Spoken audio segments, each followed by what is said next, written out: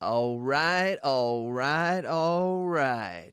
Welcome to Agency Intelligence, where we give you real agents inside real agencies, giving you the real agency intelligence and not the artificial that they try to make you believe out there. This, once again, is Jason Cass, and today I am here with Mr. Zach Simmonds. This is going to be a good podcast because, just letting you know right off the bat, Zach has been in the business 1 year. He's a COVID newbie is what he is, and very similar to our boy Ryan Hanley, who started his agency right before COVID. You're going to hear Zach's story and how similar his is, and we're going to hear about his story of what it's looked like for the last year. So I welcome all you loyal listeners to Agency Intelligence. It's going to be awesome. Now, one thing I do want to say, though, before we get on is I want you to remember Pod Squad, podsquad.fm. Go to podsquad.fm. That used to be We Got Your Podcast. It is the same thing, though. We go to We Got Your Podcast, but we are moving it over to Pod Squad. We are now handling over 20-some shows. I don't know if it's 23 or 21 or 25, but it's a lot. I'm losing count. And we're helping agents who want to create a niche inside their agency for their commercial lines business. We haven't done any personal lines yet, but we have done those who are trying to create a niche in their community.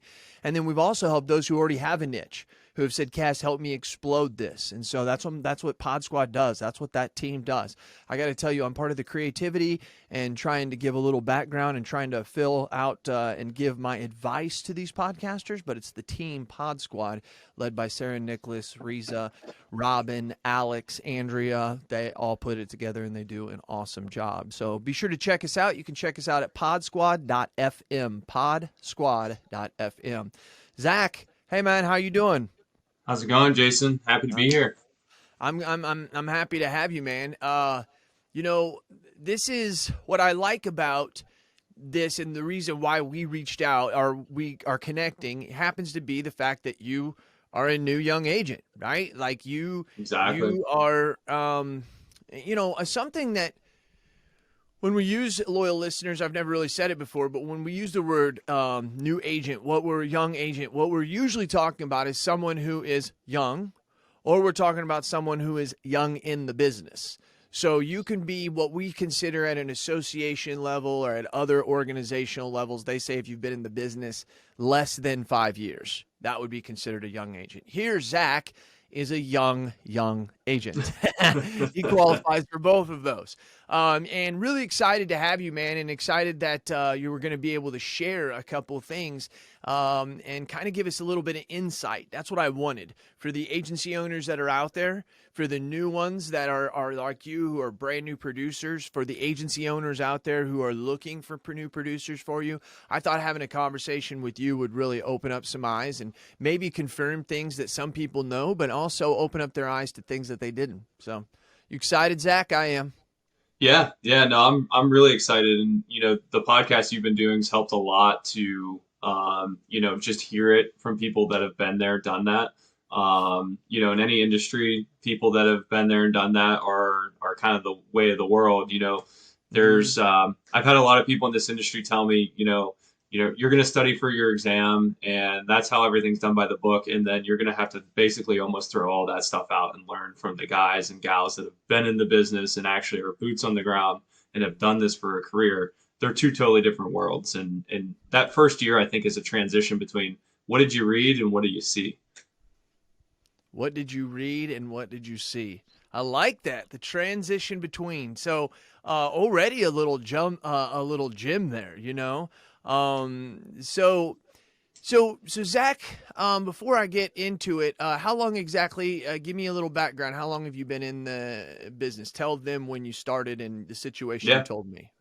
Yeah, so I actually started. I was born and raised in the Pittsburgh area. Went to school in Cleveland. Was up there for a few years after school, working for a startup, and kind of got the word about the insurance industry in my ear from my fiance's mother, who did health benefits her whole career, and she kind of brought up the P&C side and said, you should look into it. You like doing sales. It's a good career path if you want to kind of manage your own financial success. So that's really what tipped it for me. And as soon as I met someone that owned their own agency, who I work for now, it was kind of one of those scenarios where, all right, whatever this guy's doing, if he's, selling popsicles on the beach, I'm going to follow this guy. Like there was just that charisma about him that, I knew I could learn. So, December, I think of 2019, I started to, look into things a little bit more seriously, started studying for my exam in like January, and then said, you know what, I'm going to take the jump and do this. So took my test in, I think it was like the last week of February or first week of March when everything started to get really crazy in the country. And, I was just telling you that I was the second to last testing center to remain open before the shutdown in the state of Pennsylvania. So took the test for the first time, passed, got through, and I was on to my world in insurance. So I started around St. Patrick's Day of 2020 when everything kind of shut down. Okay. And so, it's, if you remember, loyal listeners, that's the story of Ryan Hanley, too. He, he's been in the insurance business, but he started his agency. I think he said that he got his license approved, his business entity license, I think on March 7th or something like that. And then, Wow. then the country shut down. Poor guy, and poor you, Zach. So Zach, dude, here's the crazy thing. All right. First of all, I'm sorry. I asked you a question because I wanted to know when you started. You kind of went into your history there, which is fine, Zach. You're the guest. You can do what you want. But let me ask you the three questions: iPhone or Android Sure. user? I'm an iPhone. You're an iPhone. Wah wah wah. So we're gonna have to change that immediately. No, I'm joking. And what's the last app that you downloaded? The last app. That's a good question. Let me see here. The last app I downloaded was the Formula One app. I'm a big Formula One fan. Oh, you are. Yeah, so I downloaded their official app for. It's a little bit more in depth than ESPN. Man, you know what? That just shows you're a unique individual. I'm serious about that. I'm serious. You don't run into a lot of people who are Formula One people, right? You just I've actually done it. I've actually competed in Formula One since high school. So our high school had you make the box derby cars, the real small ones. You put a CO2 tank. Well, on a grander scale, there's a whole high school circuit basically in the United States and worldwide for students to compete in teams of 5 for your high school and develop Formula One cars. So I've been doing it since my high school days. I think it's insane what those guys do. Yeah, it is absolutely insane. That's cool, man. That's cool. You like that adventure. You like that rush, huh? Like that. No doubt. No doubt. Would love to drive one of them down the road, but I'll take a Porsche driving class or something like that. So, love it, dude. Anything I can get on a track would be awesome. Do you love to win or do you hate to lose?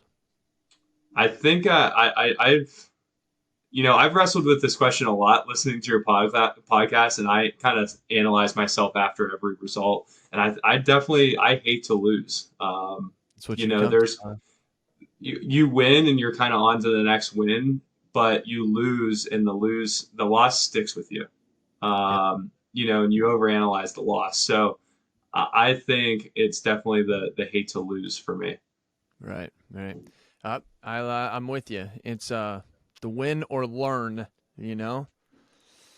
Yeah. It's kind of like when you work so hard at something and then you fail and there's a person watching you and they say, if whether what they say is positive or negative, you don't want to hear it right then. You know what I mean? Right. Because it's but you never have that experience when you work really hard for something and you win. So Sure. I really, really, really like that. So skill or luck, what do you feel has been the biggest factor in your life that's got you to where you are right now? I think it's always a hybrid of both. I would like to say I would like to credit myself with some skill of where I've gotten and what I've done, thus far in my career and working in a startup and helping start a business and go from, a few different industries to end up where I'm at now. But it definitely takes some luck and putting yourself in situations to meet the right people at the right time too. So I really think it is an even split. So you know what's fun? Go ask your significant other that question, or your girlfriend or fiance, whoever you have out there. Not you, but loyal listeners. Yeah. Go ask them that. It's interesting what they will say, right? About you. Don't ask them about them. Ask them about you. Would you say that luck or skill has gotten me to where I am today? Because I would say, I think a lot of people, and this is unscientific, but a lot of people on the outside want to credit us more with our skills, but we kind of have that internal angel or that internal thing that has just kind of made things click for us in a lot of Sure. times where it didn't make it click for somebody else, and we assume that or tie that to luck. So, but they don't see that, right? The outside people don't see that, and so because that's more of a feeling or a more of a coincidence mentally. Does that make Yeah, I sense? mean, what's the old saying? I forget who said it, but luck is just the crossroads of preparation and hard work. Yes. So I said that to Billy, and Billy said, Jason, that's right. Plus time management. Yeah, And that's he's, I'm seeing that that's a huge one in our industry. So yes, that coming is. up on my first renewals and things like that, it's now the Oh. compound effect is starting to begin. So, Zach, let's talk about that real quick. Okay, so here's what I thought was interesting when I was thinking about talking with you. And for loyal listeners behind the scenes, as I always try to do, today is April 29th of 2001. And Zach and I don't even know how many months ago, tried to do this. And we had huge internet issues. And then finally, we now have fixed it, So here we are 3 months later. It's 2021. No, I'm joking. But now we got it settled down. And here's the question I was so curious to ask you, Zach, is that when you started off, besides the very basics, right, of understanding that insurance is a relationship, knowing your numbers and you have to call people and do different things and how to network, basically everything that I had done for 20 years, that if I tried to explain the success of it to you, it was thrown out the door. Like you had as much experience selling in a world where everybody couldn't go out as much as I did, right? And so how did you adapt to that? What were some of the strategies, whether they were successful a little bit or successful a lot, just be able to help people here and humble yourself to say, what are some of the strategies you used since you really couldn't use the experience of some of those in the industry? Does that make sense? Yeah, no, it does, and I think it's I think in this industry, you definitely any sales position really, you have to be willing to just kind of throw yourself in the fire. And the owner of our agency had a great analogy for me. Like I'm a obviously the Formula One fan. I'm a huge sports nut. So his analogy of like, hey, you're going to be a Hall of Famer in this industry if you can bat 300, 400. Like those are Hall of Fame baseball numbers. They're Hall of Fame numbers here. If you're winning 30, 40% of every prospect you go out and see, that's great. But that also means you need to be comfortable with losing 60, 70% of the time. So, That's right. back to that question about is it the loss or the win that drives you? Yeah, that loss drives you, but you also got to be comfortable knowing that that you're going to have them. Like you're not going to hit every, ball out of the park. So for me going into it, it's been a transition for me to be less of a perfectionist and just kind of in our office some of the older guys are like you just got to go make a mess, like you got to go out, make a mess, throw stuff at the wall, see what works. Like you can't overanalyze yourself in the first year and be like, all right, well if I just tweak this a bit, or if I just that's Mhm. something I think you're afforded like 10, 15 years down the road when you've seen a lot of things and you've been through a lot.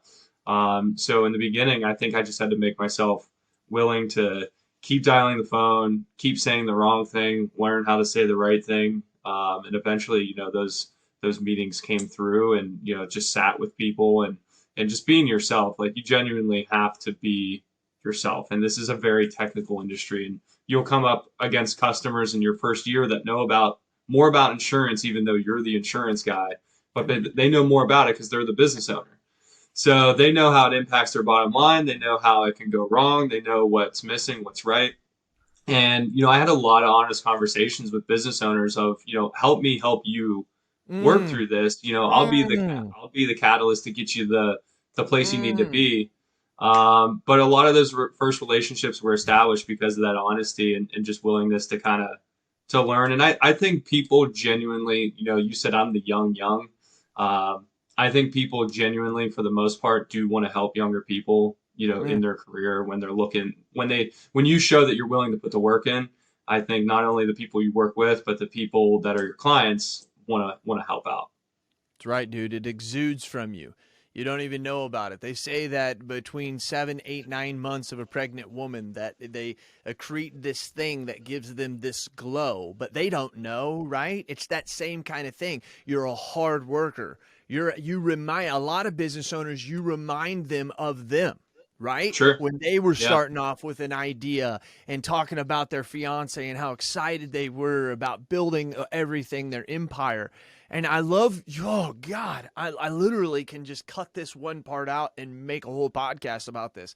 Help me help you. This is a problem I see today, and I'm going to paint a broad brushstroke, with 35 years and younger. They don't want to admit that they don't know something. They don't. Sure. What I think happens is, think about it this way. If I want to build a skyscraper, I have to dig a humongous hole in the ground, and I have to put pylons deep in the ground and create a footing that's unbelievably strong, right? Because we're going to build the skyscraper.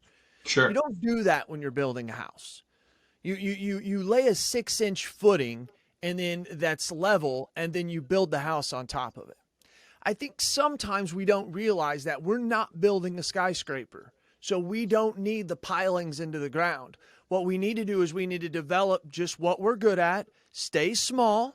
This is how any family, this is how any relationship, this is how any life starts. And it's very similar. And I told this to my business partner the other day. I said, I feel as if everybody they feel as if they want to build this little house on this big foundation. What does that mean? I feel as if people who don't, in the younger generation, they want to know exactly everything before they go out there. And one of the things that makes you successful is what you said. I'm willing to get out there. I'm going to throw my feet to the fire. I'm going to lose 60% of the time. And when I want to learn, I'm going to tell those people that I'm supposed to be the expert to. I'm going to humble myself and just say, hey, I really don't know, but I'm telling you right now, I know insurance. And if you'll teach me your business, I'm going to be the greatest ever. And I'm sorry to go on like that, but me and my business partner were just talking about this and how this is. And so what do you think about any of that? Help me help you. I love that, Zach. Yeah, and it wasn't perfect for me out the gate either. There was older producers in the agency that had to keep reminding me of, don't and I'm very analytical, so it was hard for me because I'm a measure twice, cut once kind of person, Gotcha. and I had to throw that mentality out the window. I really did have to go make a mess, and it's not, nothing's intentional, but you're not going to get anywhere if you if you hold yourself up by overanalyzing. So whether that's the relationship with underwriting or the relationship with the customer, because there's two sales there, and, that took me a few months to learn. It's like, all right, you are selling your underwriter as much as you're selling the customer. So, there's things that you do and you don't do at certain spots in the relationship, and certain check marks that you get passed in a quote or a proposal that, learning all that little bits and pieces of nuance has really helped over the first year. And I think those are the things I was so conscious about, that once they become unconscious, it helps you become a better producer and focus on sales. So that was my biggest learning curve, and still learning through it, is how to balance it, and how to make both parties extremely confident in you, but you still don't know everything. That's right. You don't. And you said that it wasn't intentional, but I tell you this, and I tell everybody, leadership is intentional. I have a producer right now that I'm training that, like, I'll listen to him on the phone and I can just tell the client that he's dealing with, I'm like, this is probably not somebody that he needs, but I have taught him the filter, and what we do is we try to, this is the exception, right? This is the client that da-da-da-da-da-da-da. Sure.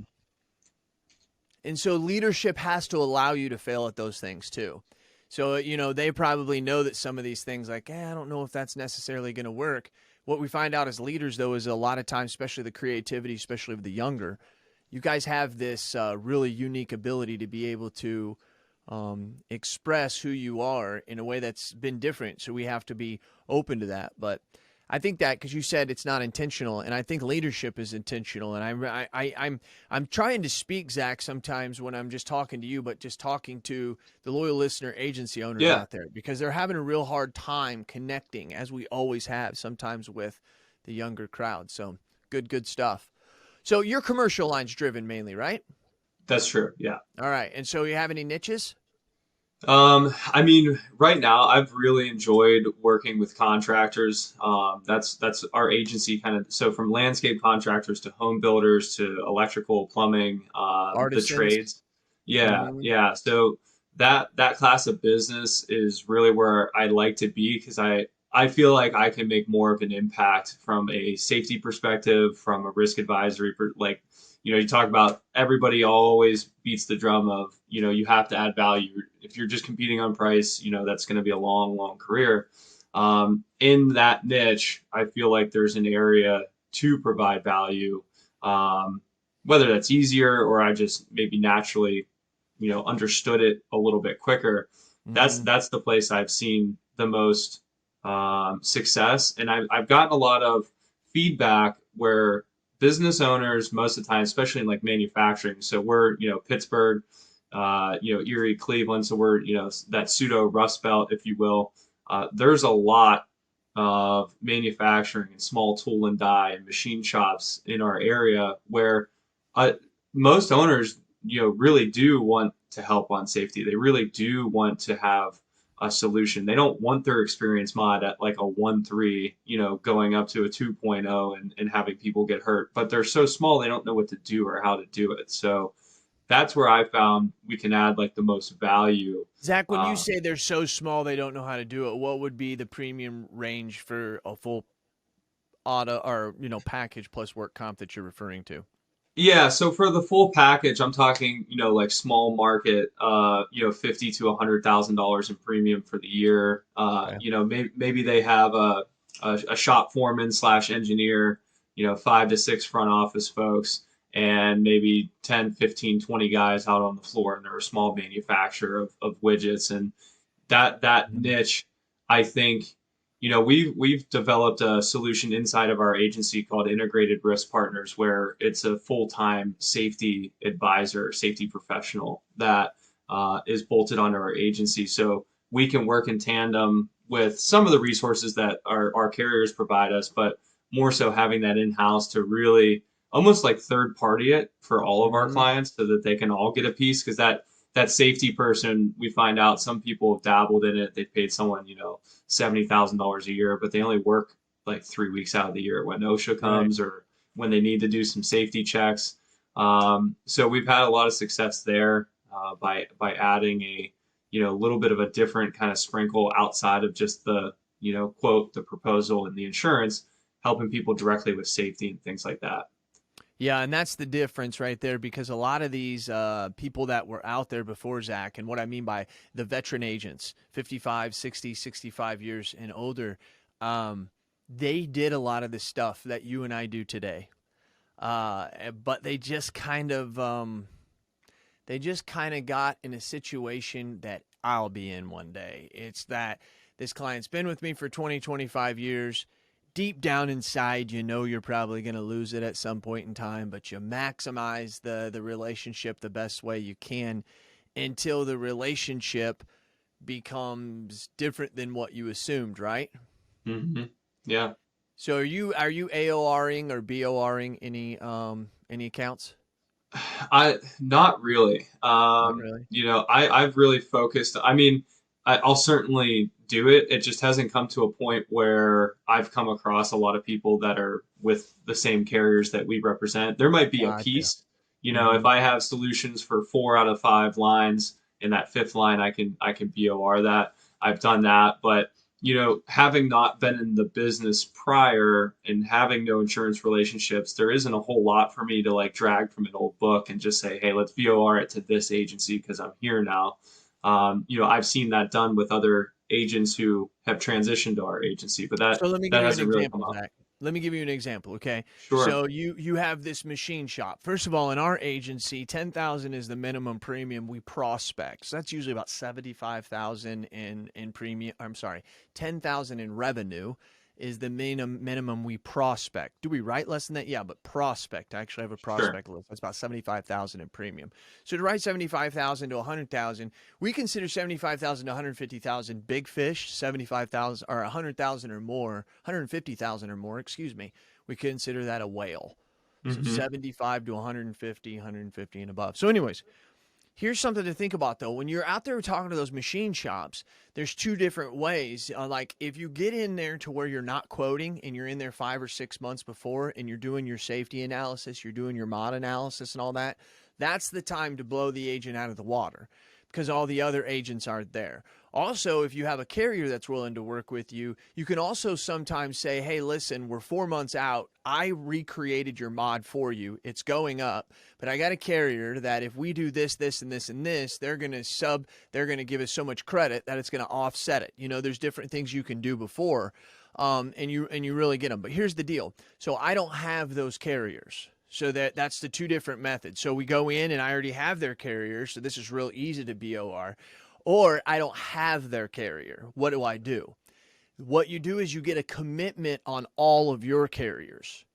And what you do is you isolate that one. So you tell them, hey, this is the issues. We discussed it, blah, blah, blah. You agree there's no way the agent's going to come in after doing the same thing for 10 years and have some big plan that's going to get you out of this. So here's all I ask. I respect your incumbent agent. Allow them to get a renewal. But every other company out there, they're mine. And if I run into them and the other agent's already on it or something, or I'm going to get the AOR to get the quote.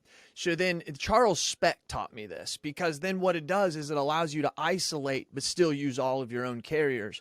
And you're really essentially not getting a BOR, but it's okay if it's just you and the incumbent at the end. You just don't want the 4 or 5 other agents that are in there trying to block the boat, right? So that was something that was, because in Illinois it's the same thing. We have so many regionals and stuff. I'd be like, dude, I can't get the BOR because like I don't have those carriers. And then that was something that they kind of taught me that elevated my game when I run into that situation. Anybody told you something similar? No, that's a great strategic tip. I mean, it's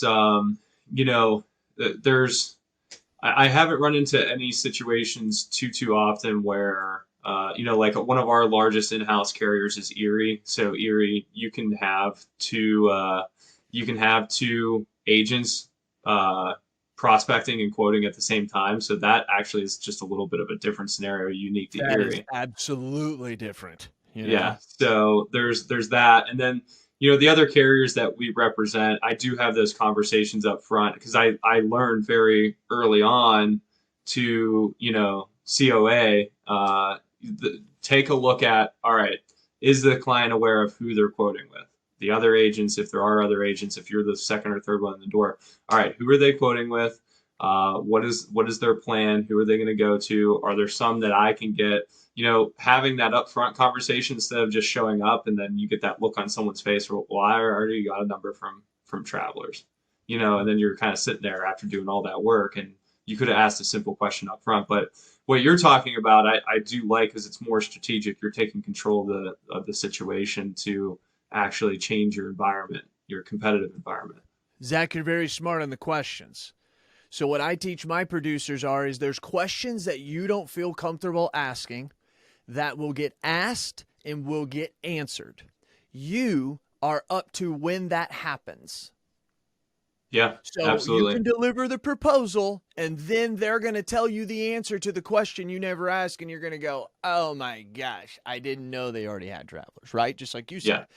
Yeah. That's where you kind of take it from a beginner to an intermediate is when, as you're saying, I'm willing to have these conversations up front. Like there's no reason for us to go forward if we can't do that. Erie is a very unique one in that point in time. So yeah, you're very right there. So in that initial conversation, the best thing that I could say, and I'm just trying to give you what I teach and what I do. I was literally teaching this 45 minutes ago, about an hour and a half ago. That you have to it's about positioning. So you have to position yourself as if you're there because they have a specific issue. I'm not calling the people down the road. I'm not calling over here. I've done my homework. You have a mod problem. Your other agent hasn't fixed it. I'm the only person who can do it. Would you give me 15 minutes, right? At first, Sure. that's different than, hey, can I give you a quote? We got great rates, and they're doing all Yeah. that crap. You get in there, you explain to them that they have a safety manager right now that they're paying $40,000 a year or whatever the premium is, right? Or the commission times the premium.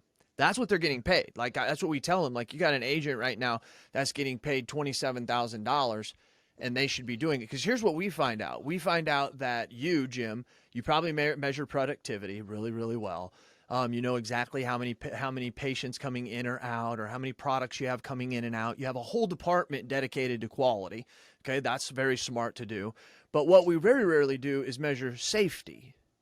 And so instead of you hiring a safety manager, just understand that you're already paying someone $27,000, and it looks like from these loss runs that you gave me, someone's not measuring safety. So that's why I'm here. And then I want to explain to you also, I want to ask you a question. Do you like getting multiple quotes? Now, I'm letting them talk in between this, but I'm getting through it. Do you like that? Every time they'll tell you, no, I actually hate it. It's the part of the job I hate. I got to deal with these agents. Okay, I'm looking at your policies and your current agents and independent. Instead of getting 4 quotes from 4 different agents, why are you getting 4 quotes from one agent? Well, that's not the best way to do it. Well, you know what? To be honest with you, I don't know where this came from, but I've changed the game just by trying to think of you first. And did you know that whenever I try to get a quote, the first question that the company's going to ask me is, are you the incumbent agent? And when I say no, that means I'm not going to get the best coverages. I'm not going to get the best price. And the reason is because most agencies have a 90 to 92% chance of keeping the business they have. And that means that if I'm not the incumbent, I have an 8% chance of getting this. So whenever you have 3 and 4 agents come in, you're having 3 or 4 agents who will maybe be going to markets that would be better for you or now, but because they're not the incumbent.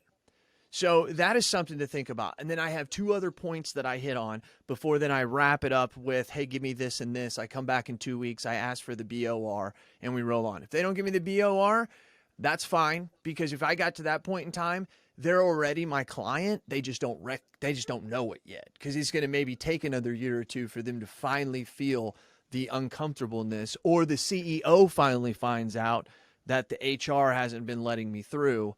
That's never a good situation. So anyways, those are some of the things. It's all about David Carruthers and Charles Speck taught me over. Jason, it's about positioning. It's about positioning that they can't say no to you. You have facts. You're pulling back the curtain and allowing them to see things that other agents have hid from them. And when you do that, you build an amount of trust that's immense, to where all of a sudden there's you in this blue ocean and then all these agents over here in this red ocean fighting over the same piece of meat they've been fighting over forever, So, and then, and I want to elaborate on that to the loyal listeners. Something I've talked about is, as I said to Billy the other day, I said, Billy, when I went golfing with him, I said, Billy, sometimes you make sales too much of a transaction. And I said, and it needs to be more relationship. And he said, Jason, that's the problem, is agents don't know what the definition of a relationship is. A relationship is, did I professionally communicate with you? Number 2 is, did I offer you something that could cause a consequence to understand that you have a gap or a consequence in your life, in a way it can be fixed. And number 3, what are the consequences of you not taking the offer I'm giving you? That works with your fiance. That works with your best friend. That works with your employees. That works with your boss. That works with your staff. And it works with your clients and prospects as well. Because that's what agents can't understand when Cass or Zach come in and pull out that BOR. They're thinking, I've been this agent for 25 years. We've got a close, we golf. That's not what they associate the relationship to be anymore. And so when you position yourself in that head and start realizing that relationship is not what some of even your agency owners are teaching you what a relationship is. Not that it's wrong. That's not what I'm here to say. I don't know your agency, but sometimes we have to kind of think that way. Any thoughts there, Zach? Yeah, no, I think you make a good point, and there's I think there's two parts to that. There's a relationship, like you said, I golf with my guy, blah blah blah. There's that personal relationship, but what's the value in the relationship? So if you can start to show value in a relationship by asking valuable questions or stating points of value for a business owner, um, business owners can't get out of that mindset. They eat, Mm-hmm. sleep, and breathe it. I came from a family that ran their own business. My mom and dad ran a transportation company. I watched work come home my whole life, so Right. they're constantly thinking about the business. So I think if you do, that stood out to me. If I can ask or provide, not even ask questions, but provide data points that are of value to just show them transparency. A recent case with a landscaper that I happened to win was, just on that, looking at some small details and giving them real life scenarios and explanations on stuff that's just a bunch of numbers on a deck page, and Yep. saying here's the real consequence of where you guys are at right now. And um, something as small as just understanding building values and co-insurance. Like the owner of the business had no idea there was a penalty for a smaller claim because their buildings were undervalued. Different things of the work comp experience mod, where it had been in the past and where it was going. They didn't, there was a lot of things that I think sometimes you can assume a business owner understands it because you see business owners that do, but there's business owners that really don't want to get in the weeds with what we do. And you got to help them see how it impacts them. Now, they don't want to get in the weeds for many reasons, but think about this, because the weeds have always been the same weeds they've always hung out in. Sure. Like, you get all these things, every agent says they have more coverage, they're trying to cut the premium, you know what I mean? And no Yeah. one wants to be involved in that. I wouldn't want to be involved in that. But you're right, Zach, and it's taking that person out of those weeds immediately, right? Like, you Sure. don't have to be in those weeds, and that's it, we're in there 3 months before renewal. The question I'm asking, if I have to be in there at that point in time, is, so has your current agent talked to you about a renewal plan for a marketing strategy? So, like, what do you mean by that? Well, did they tell you what markets they're going to, and do you get declinations from the companies? Do he or she share them with you? Like, because they say they're going to go out and get quotes, and a lot of times they come back with the same quote, which is fine. That happens in our agency too. But if we tell our client we're going to go see these 5 customers, we're either going to deliver them 5 proposals, or we're going to show them the declination of why that is, or why Mm-hmm. that was. And so Sure. there's a lot of times we meet with our clients and they say, due to the market and what you've explained to me and the benchmarks you've shown me right now, we don't really need to quote. We get that a lot with Erie. Erie has some pretty stable rates. So yeah, this is good stuff. I encourage you also. I think it was last year, or maybe it was the summer before, the summer of sales, where I had David Carruthers, Charles Speck, and I am so sorry that I cannot remember his name right now. He is a killer of this down in Austin, Texas. Oh my gosh, I can't remember his name. He has 100% BORs on all of his accounts. And I mean, his average Wow. account's like $600,000-$700,000. It's freaking ridiculous. He's a beast. And he's the one who's kind of taught me that off these podcasts. So Zach, anything else you want to share with us, dude? I think this has been pretty good. Anything specifically maybe you thought that that we were going to talk about that we didn't?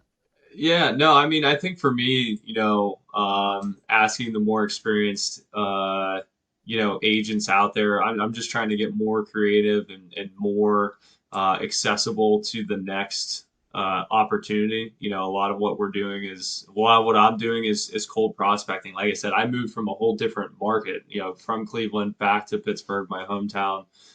So it was even not only was it COVID, it was a total restart on my network and everything. So, just maybe your thoughts on when you started out and those cold call strategies, those networking strategies. Now that the world's going back to normal, we can see people in person and put ourselves into groups. I think there's a lot of, hey, this is the way it's always been done, but maybe you have some things that are a little outside the box as far as getting that next cold introduction.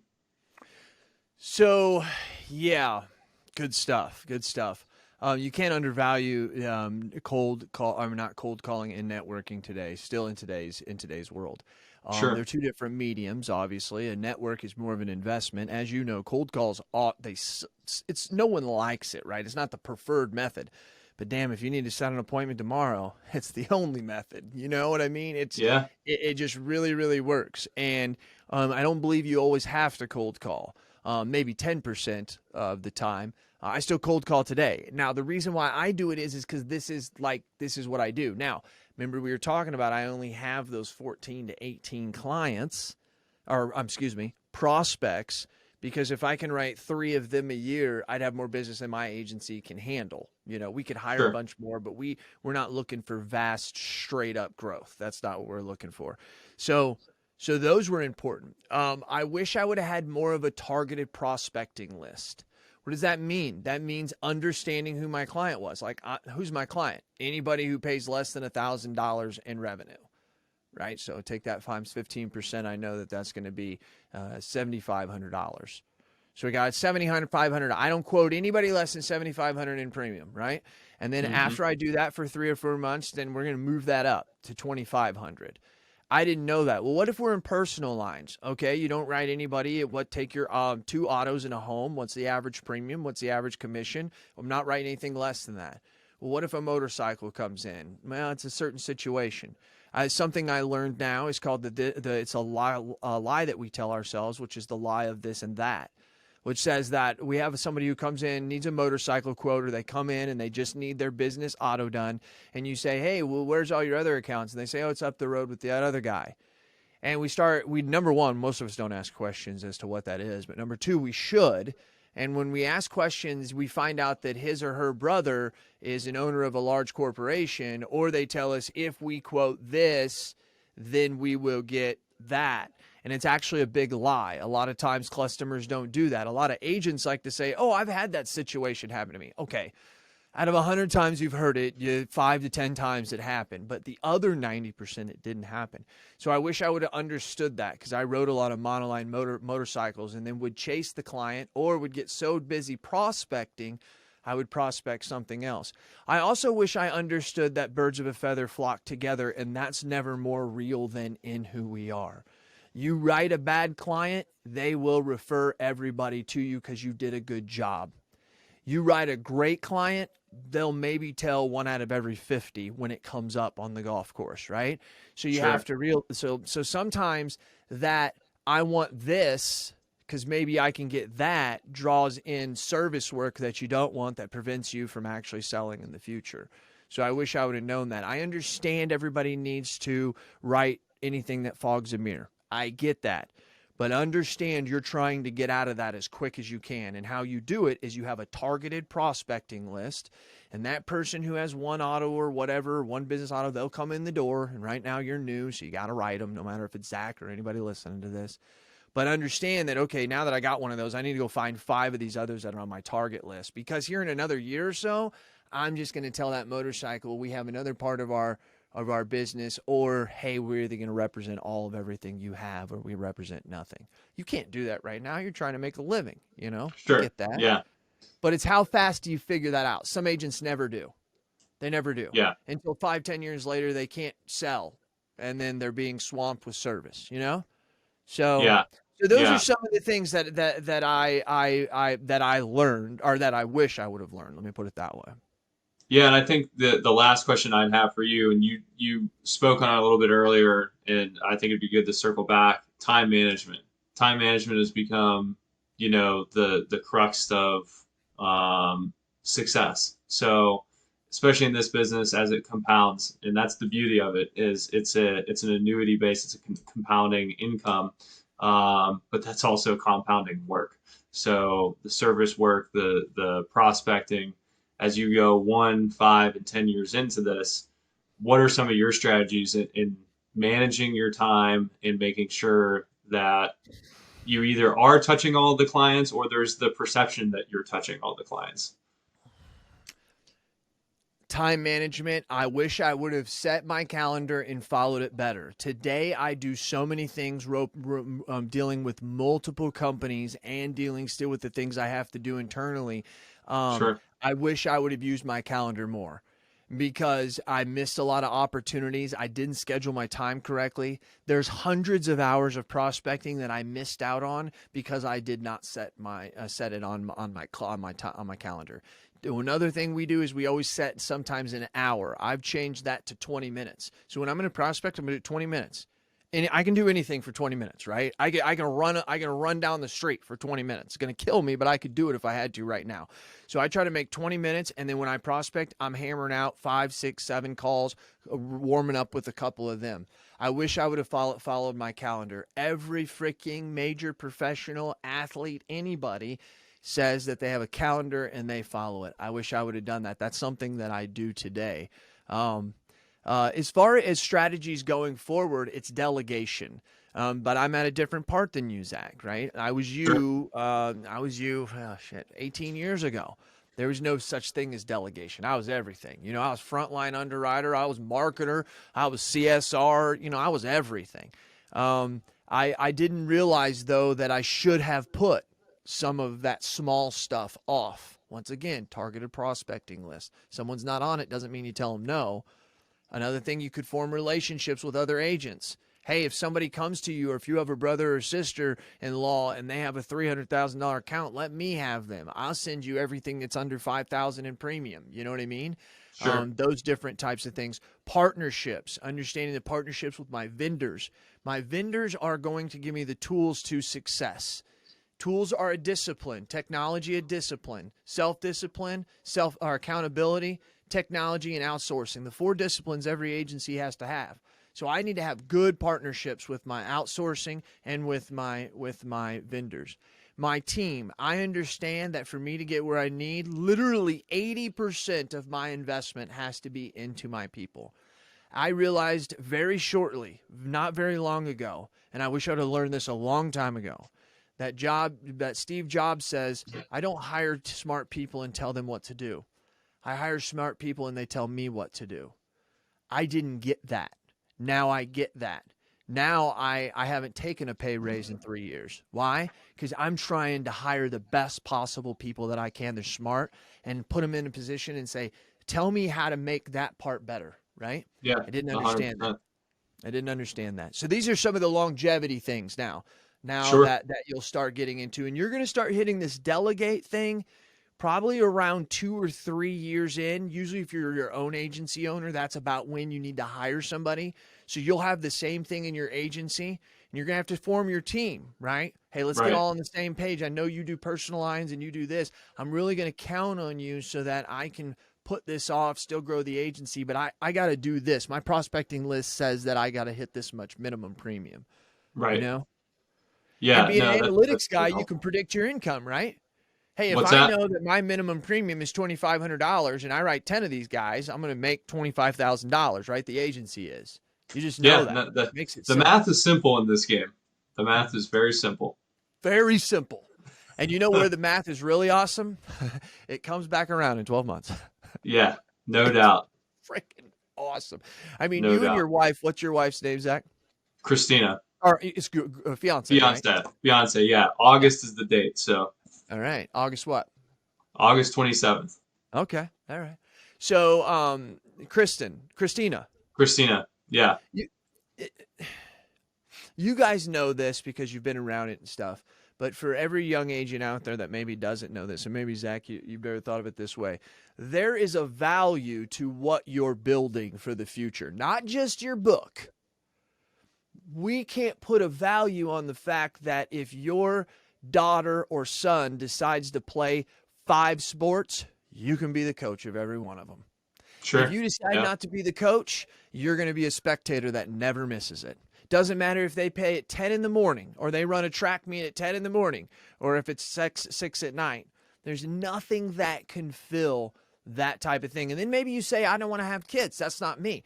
Well, then you're going to spend time and have relationships with friends and your significant other, your whoever, that is going to, like, you just can't put the amount of time, the amount of traveling you're going to be able to do because you don't have kids, right? Whatever it is that would be able to do. But, dude, it's a great industry. It's one of the freaking awesome. And they just keep paying you every year, you know? So. Yeah, and that's that's what really struck, when I sat down and had the very first conversation with the owner of my agency, and having not known what the PNC world looked like, what the insurance world looked like. I wish someone just told me sooner. That's the only thing I would say about the whole experience. Yeah. Dude, appreciate you coming on, Zach. This has been great. Last couple questions, man. You know what they are. If you and Christina, she's your boo, watching Hulu, spend your time watching Netflix, get your kicks on Netflix, spend your time on Amazon Prime. What are you and Christina watching right now? So we actually just jumped into Yellowstone. So Ooh. been watching Yellowstone. We're in the first season, so we're a little bit behind the rest of the world on Yellowstone, but that's an awesome show. Um, it's got a little bit of like Breaking Bad in Montana kind of vibe to it. It is. It does. That's a very good way to say it. Actually, it is. It is. It really is. Yeah, dude. So much good stuff out there right now, especially with COVID. Thank God it was, so we could go. Because even at what we do, working at such a high level, being so awesome, right? You got to admit, Zach. I mean, this is a lot of energy being this awesome that we sometimes forget that's very, very important to take time for ourselves. That's the damn truth. And leaders are readers, and readers are leaders. You're a leader or an upcoming leader, which means you've got to be a reader. What are you reading? Yeah, so I actually have in my backpack right now. I've been reading The Wedge. So The Wedge, Ooh, Randy yeah, Schwantz. that's been helpful. It was suggested by a colleague in our agency because I had a scenario where we were ultra competitive. I didn't end up winning the deal. Thought I was going to win the deal, and I got frustrated with the idea that I couldn't close the person when I had them in their happy state. They liked the number, they liked me, but out of a loyalty factor, they still wanted to give the incumbent an opportunity to meet with them. So I asked in our agency, how do I close that person and stop them from meeting with the incumbent, meeting with the other agent? So what you said earlier was really helpful about setting the table 3 months earlier to even stop some of that. And then the wedge has been helpful with just learning some talking points and some strategies to make that person commit before their plan is actually executed. We still want to meet with the incumbent, we still want to meet and get all of our numbers. So that's really what I've been trying to hone my skills on. When I'm there, how do I leave with a check? Mm-hmm. Mm-hmm. It's that same thing. It's about separating yourself. Well, how do I do that? And like I said, it's about positioning, dude. Really start to think about that positioning and how that is. Do you listen to Power Producers podcast? I have a few times, not as religiously as AI. You should listen to it just as religiously, specifically you. And the reason I say that is because you're commercial driven and you're reading things like The Wedge. In my opinion, David teaches The Wedge new age and a lot cooler. It's a Okay. lot easier. And let me tell you personally, I have Randy Schwantz's cell phone number. I mean, him and I are personal friends. So I know him on a first name basis. He comes to a couple of our events if he's in the area. Awesome. Daughters go to Duke University. Yeah, very, very great guy. Sometimes he seems egotistical. He's only egotistical because he sees all these agents run the same rat race, right? And it's really, as Billy says, this is an easy business. It's really, really easy. Some other people that keep is Brent Kelly. Probably already know of him maybe from Sitkin's group. He's fantastic. He's somebody that I think you should listen to. And I'm saying these because these are commercial-driven people that talk about the same things that Sure. Randy does. So anyways, but Zach, we've had a fantastic time, dude. I greatly appreciate it. Anything last minute you want to say, closing up? No, this was great. I appreciate you having me on.